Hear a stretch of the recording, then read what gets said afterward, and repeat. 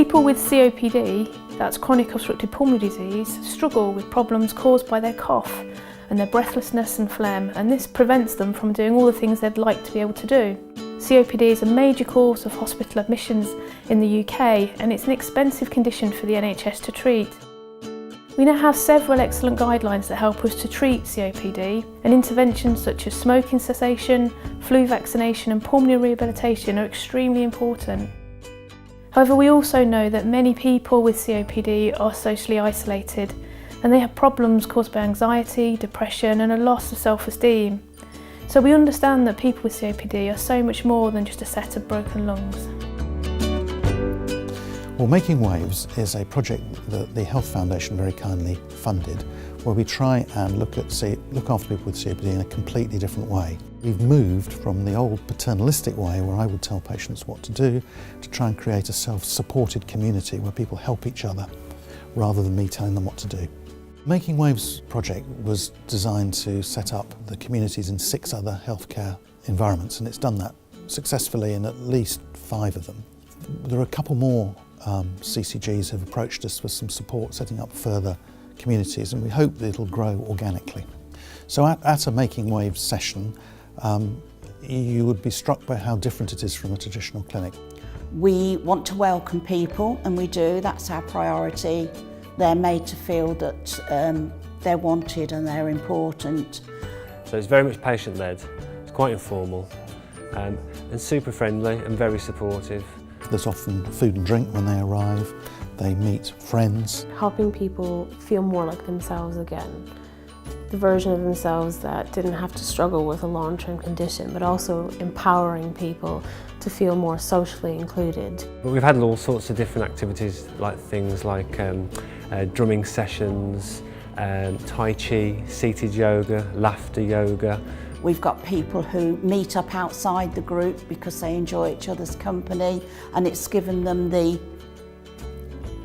courage to do that, to think, yes, I've got this condition, yes, I will get breathless, but I know what I can do to stop it, and also, more importantly, I know what not to do when it gets to a certain stage.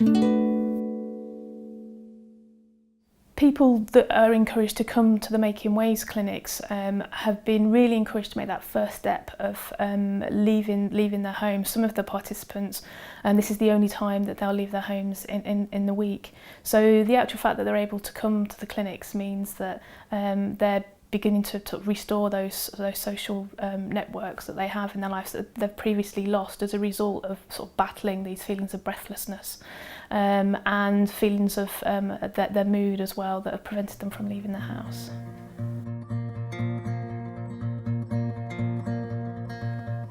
We wanted to improve, their social inclusion, because a lot of people with long-term conditions are lonely.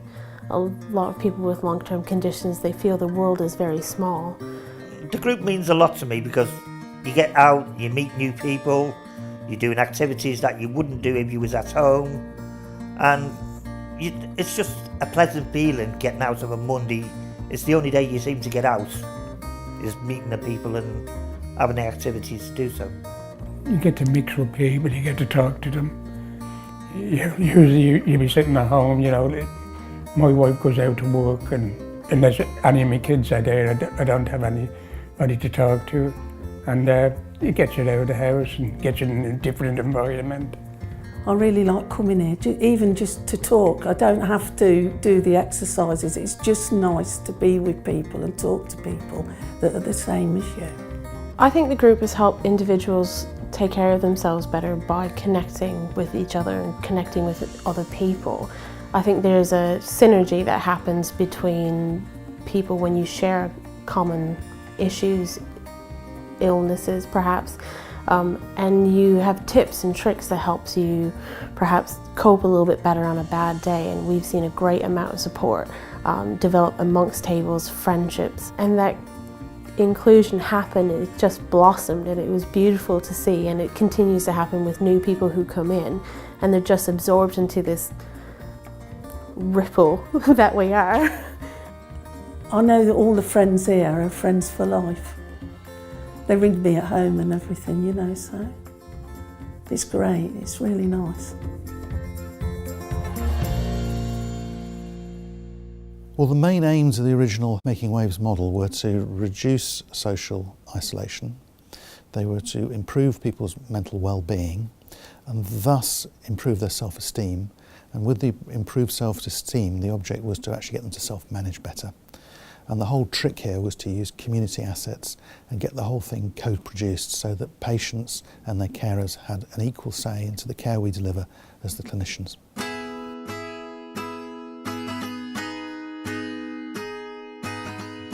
Coming to the group, people do experience or having access to nursing staff, or they have experienced having access to nursing and other medical staff and health professionals coming in and giving talks. I think what a lot of people actually talk about is the fact that coming to the group has helped them have the confidence to manage their condition themselves. So where they would be very reliant perhaps on other people previously, they feel that they're becoming much more reliant and able to manage it themselves, but with support of other people who are actually experiencing similar things. So what people are able to do is share ideas about how they manage. They've come here and they've been able to be signposted and access other services, which have in turn helped them to gain further support. You have to remember these people have lived really full lives, you know, and to get diagnosed with a condition such as COPD, on top of other conditions that they've already been diagnosed with, it can be very, very demotivating, and you know, a lot of people have said they feel don't feel the value to society anymore. But coming to the group and just having those relationships with people, it gives them some purpose again, you know, and in that they're able to come off some of these medications and manage the conditions that they have a lot better as well, because they're sharing knowledge and they're sharing experiences of how they manage their condition. They're picking up hints, they're picking up tips and putting them into practice. It's making us feel like we're still part of society. We're not labelled here. We can still contribute. Yes, we can still contribute. So. We're not labelled as, oh, you've had it, you're not fit for anything, you can't do nothing. You know, so it's, in that sense, it gives you your independence back. Yeah. And that's what it's about at the end of the day. But you also get other things coming. You get people coming to give talks, and they put you in touch with people that can actually help you. I've just had a wet room and a stair lift. It's only thanks to coming to this group as I've got the help to get it done. It makes you feel good to come here. I know I always feel, you know, like I think, oh God, today, how's it going to be and all this, that, the other. Then I come in here and I see my friends, and it's just lovely. When I leave here, I leave with an happy heart. And as I said, you can't put that on a prescription and get it from the chemist, can you? What makes the Making Wave project so different is we're using community assets. So we're using the third sector organisations to help us deliver holistic care. We're using community venues. We're using anything we can in the community and get our hands on. So, for example, in Coventry, we've got a lot of input from the faith team helping us, which you wouldn't traditionally use as part of healthcare. We're also changing the doctor-patient or the nurse-patient relationship quite radically. I think what makes this model particularly special with Breathing Space is its general practice in the community. We haven't asked patients to come to the GPs and to socialise.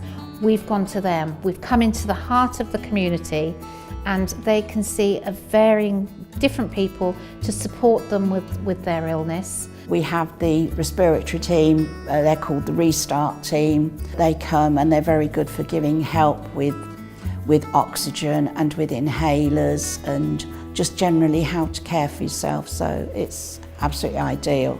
The sessions here can be quite varied. We do have a structure. We are delivering an expert patient programme, so there are structured talks that we do every week to smaller groups which involve management of COPD generally and the main components of that.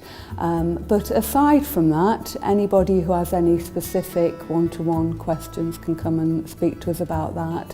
And sometimes we'll try and bring in particular topics which may be pertinent. The prolonged cold spell at the moment, for example, and ongoing high infection rates that we're seeing in the hospital is something that I could talk to the group about today, what they need to look out for, precautions they need to take, and general advice around that sort of thing. We felt that patients should not have any obstacles to coming to breathing care, so they could just refer themselves.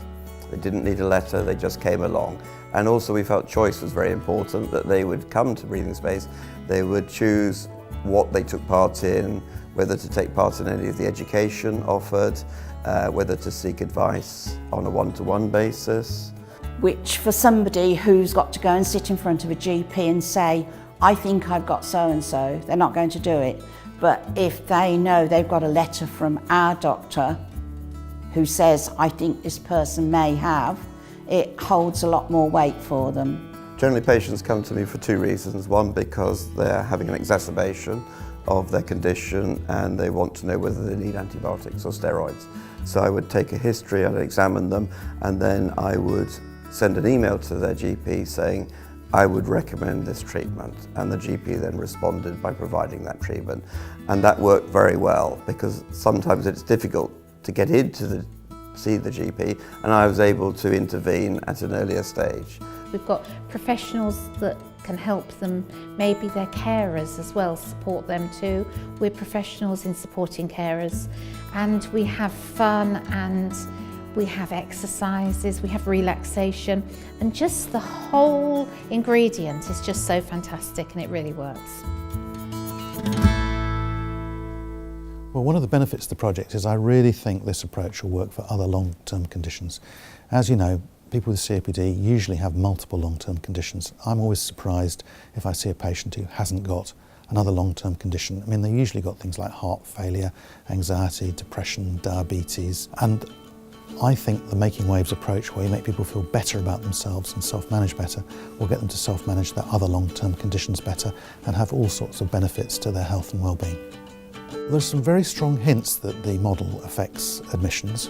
I can't give you absolutely cast iron data because it wasn't designed as a randomised controlled trial. But in Northampton, they collected data on healthcare utilisation. And if you compare the group that attended their Making Waves project compared to people who didn't attend the project, there were big, in fact, striking differences in admissions and in terms of money spent. The other thing I've observed, which I really think is amazing, is I think the Making Waves project actually cheers up the staff. I think the morale of the NHS staff improves, and when you've got a happy staff, they actually interact with the patients better. So I think the whole thing has a positive spiral upwards.